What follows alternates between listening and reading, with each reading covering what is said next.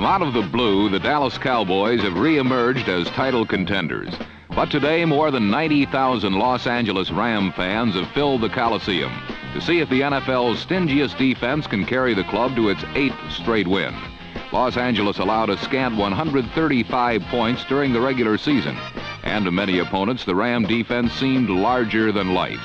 Last week against the Cardinals, the Ram hitmen played it tough when they had to, while workhorse fullback Larry McCutcheon carried the ball 37 times for 202 yards, both playoff records. Chuck Knox's only real concern is the quarterback position, no small matter. Last week, second-year pro Ron Jaworski generaled the Ram offense to 3 touchdowns in only his second professional start. But today, Knox will go with James Harris, the man who led the Rams to their 3rd consecutive Western Division crown. On the Cowboys side, 7-year pro Roger Staubach remains firmly entrenched at the helm of the conference's #1 offense. Despite a solid ground game, the Cowboys need an occasional Staubach miracle to win. And more often than not, the magician's assistant is wide receiver Drew Pearson. Last week against the Vikings, Staubach and Pearson engineered their greatest coup. Trailing 14-10 late in the game, Dallas hovered on the brink of defeat and elimination from the playoffs. With the ball at midfield, Staubach reverted to his grade school playbook.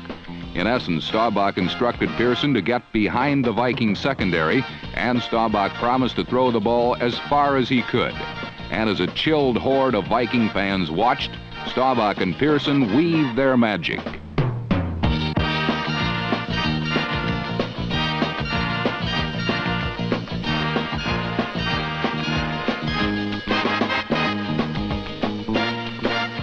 Drew Pearson's seemingly impossible catch on the game's most controversial play proved the margin of victory, as the underdog Cowboys upset the odds makers and the Vikings en route to becoming the first wild card team ever to advance beyond the first round of the playoffs.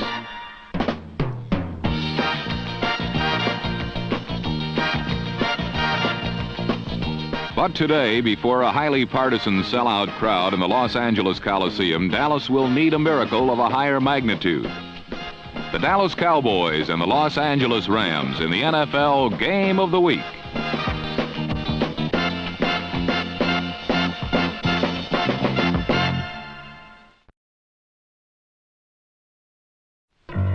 At the outset, the swarming Ram defense established its dominance of the scrimmage line, bottling up the Cowboy ground game on Dallas' first 2 possessions.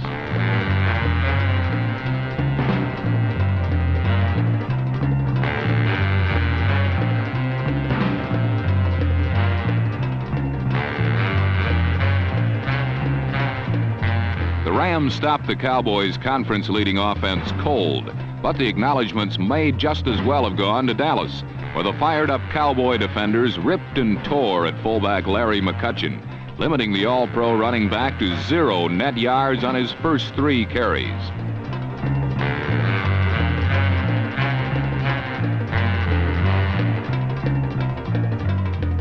On the day, Dallas' rugged young defense limited McCutcheon to a scant 10 yards on 11 carries.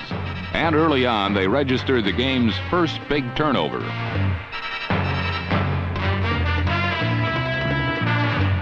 D.D. Lewis interception in return carried to the Ram 18. The very next play, Staubach looked the Rams right, then lobbed a screen to Preston Pearson, who followed a convoy to the end zone.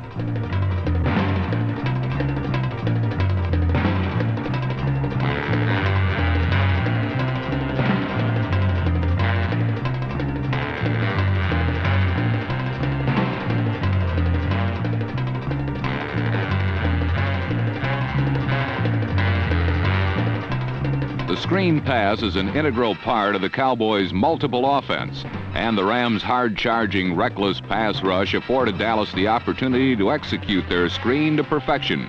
The surprisingly tough Cowboy defense handed Staubach good field position, and the Dallas offense wasted little time capitalizing, as the upstart Texans grabbed the early advantage.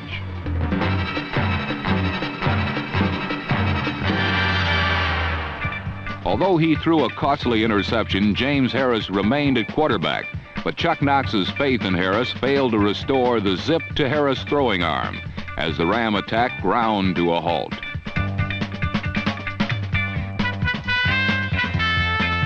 With his offense standing still, Chuck Knox made a major decision, and soon the entire Coliseum knew a quarterback change was imminent, including the Ram defense, which registered its first big defensive killing.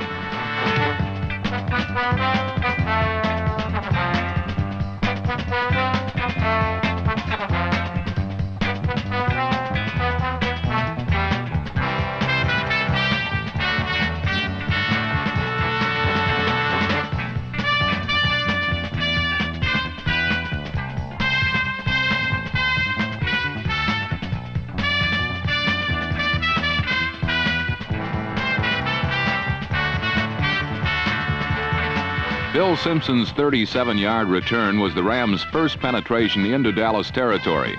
Moments later, Ron Jaworski's first pass of the game moved Los Angeles 28 yards closer.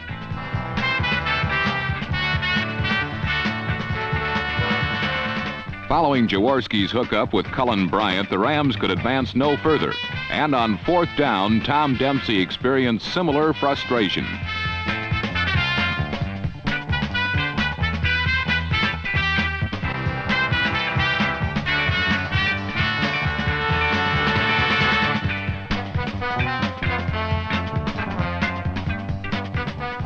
Tom Henderson's supreme individual effort negated Los Angeles' most promising offensive effort.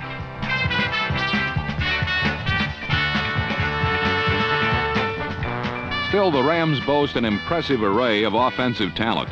And with Jaworski throwing well, Ron Jesse carried the Rams across midfield for the second time. But passing attacks thrive only so long as protection holds up. And rarely does any lineman consistently contain Harvey Martin. Martin's unexpected intrusion derailed Los Angeles' march. And when Tom Dempsey hooked a 41-yard field goal attempt, the Cowboy defense maintained its shutout. While the Doomsdayers stifled the Ram offense, the Dallas shotgun opened fire against the tiring and increasingly vulnerable Ram secondary.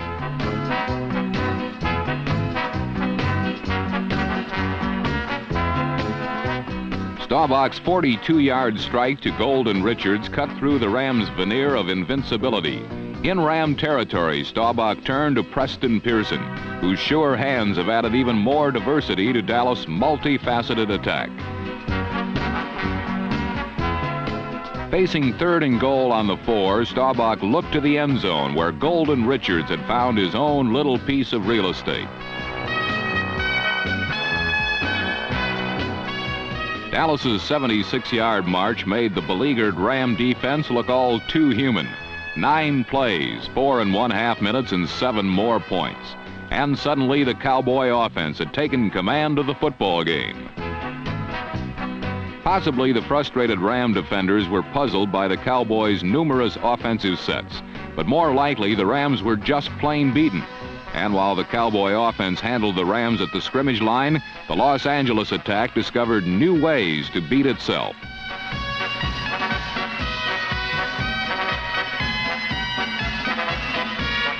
Harold Jackson's inability to find the handle cost the Rams excellent field position.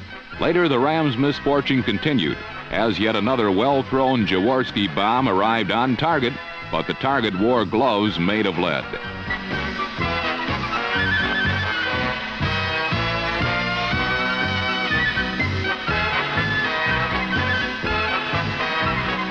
The Cowboy defense and Los Angeles' offensive ineptitude conspired to keep the Rams scoreless in the first half.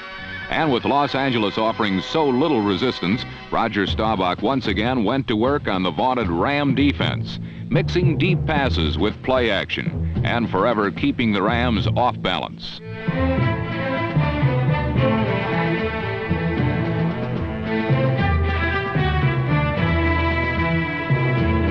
Drew Pearson's tough 12 yards got Dallas in gear.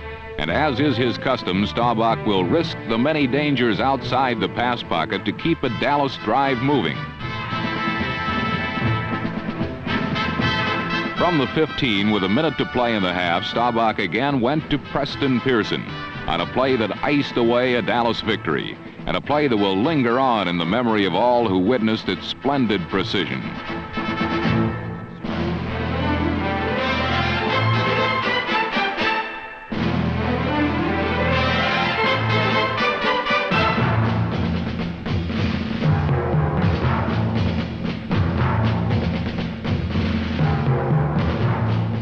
Preston Pearson's phenomenal catch gave Dallas a 21-0 halftime bulge. Pearson's big play contributions and consistent play all season speak well of Dallas's decision to pluck him off the waiver list. The only Cowboy ever to play for another NFL team, Pearson certainly has earned his Royal Blue Star.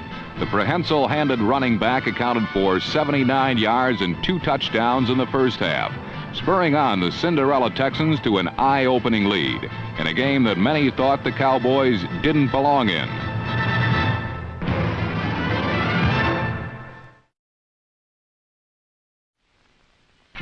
There were precious few smiles to be seen during halftime as the multitude of Ram partisans sat stunned in the wake of the Cowboys' devastating performance. Surely during the second half, the Rams would awaken from their nightmarish humiliation. But as play resumed, the Dallas Doomsday defense summoned yet greater fury to throttle hopes of a Ram comeback.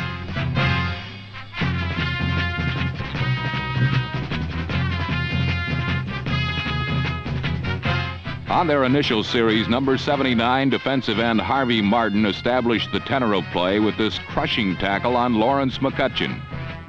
Repeating the play clearly shows the killer instinct the Cowboys brought to the second half, as during their first series, the Rams gained but one confidence-destroying yard.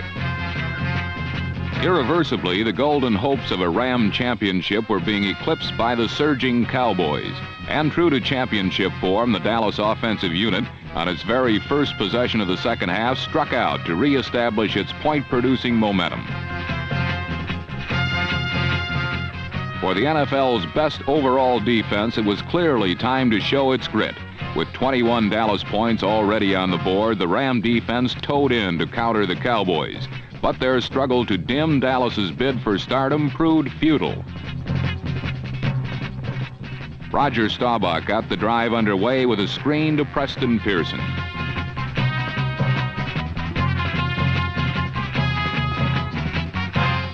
Roger kept the Rams constantly off balance with his will to run, and time and again the 33-year-old quarterback tantalized the Rams defenders.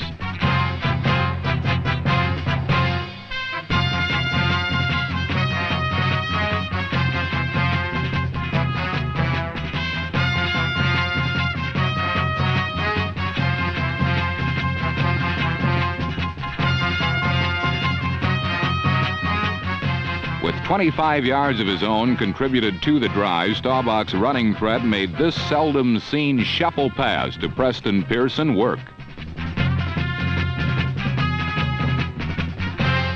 19 yards later, number 26 Pearson had his third touchdown of the day as the Cowboys moved 28 points ahead of the shell-shocked Rams.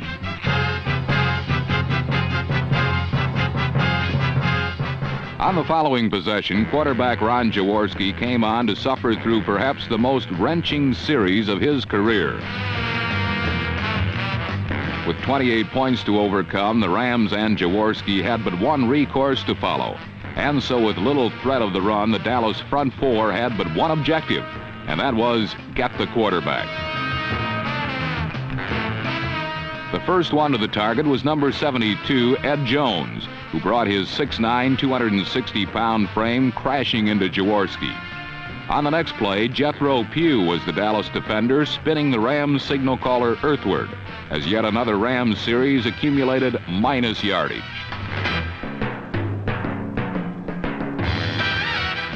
With a shanked punt quickly compounding their misery, the Rams capitulated 3 more points to Dallas as 3 plays later, Tony Frisch socked home a 30-yard field goal to give the Cowboys an almost unbelievable 31-0 lead.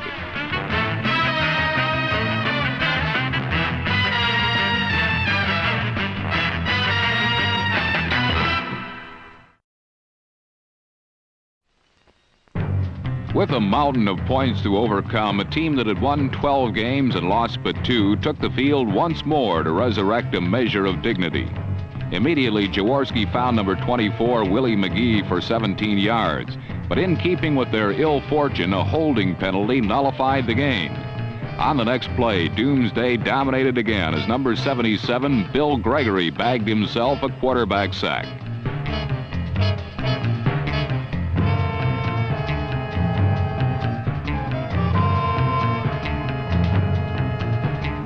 wasn't Jaworski's last harassment of the series, however, as on the very next play, another Cowboy, in the person of number 54, Randy White, assaulted the Rams signal caller and left him senseless at his own 2-yard line. With the defense delivering excellent field position, the Dallas offense was assured of points on the board. And 4 plays later, Tony Frisch drilled a 26-yard field goal to boost the Dallas shutout to 34 points.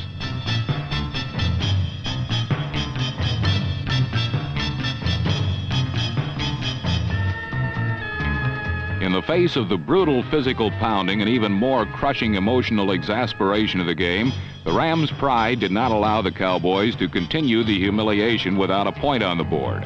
And in the last of the third quarter, Ron Jaworski and his offense doggedly took the field to rid themselves of the ultimate shame of a shutout. Quickly, Jaworski got the Rams moving, this time upfield, with a pass that Terry Nelson wrestled in to begin a touchdown drive.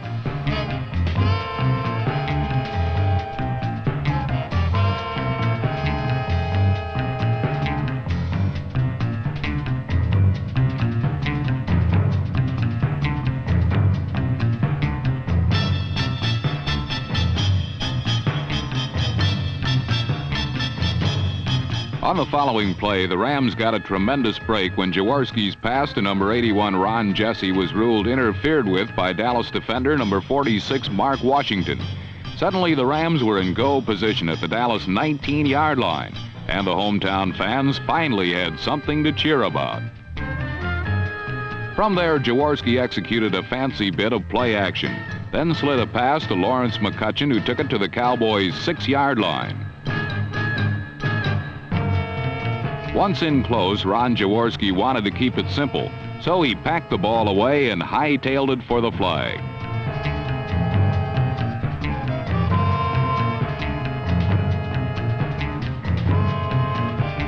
Stopped a foot from the end zone, and with the goal indicator seemingly mocking his effort, Jaworski was at once the symbol of all the Rams' emotions. Nevertheless, Los Angeles avoided the shutout as on the next play, John Cappelletti burst through the Cowboy ramparts to finally put the Rams on the board 34-7. Despite their insurmountable lead, the Cowboys' offense never reined its surging pace as Staubach and Preston Pearson teamed up for 27 yards in the fourth quarter. Soon afterward, Roger was adding aerial yardage to his brilliant 4-touchdown passing day with a frozen rope shot to Drew Pearson.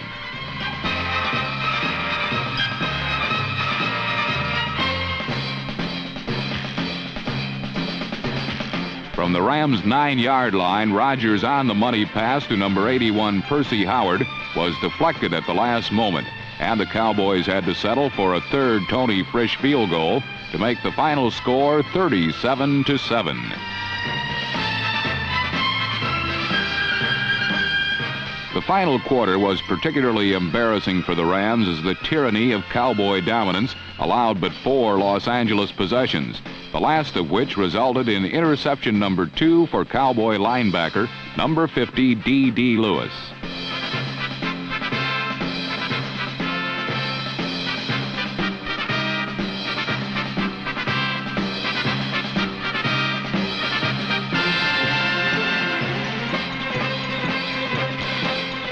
For the Rams head coach Chuck Knox, it marked his second bitter affair with championship play. While for the joyous Dallas Cowboys, it meant the championship of the National Football Conference and a date with the Pittsburgh Steelers in Super Bowl X. After 16 brutal weeks of elimination, the Cowboys had come from rebuilding to contention to wild card team to Super Bowl participants. And after their thorough destruction of a powerful Ram team, none can question their rightful position to compete for the championship of the world.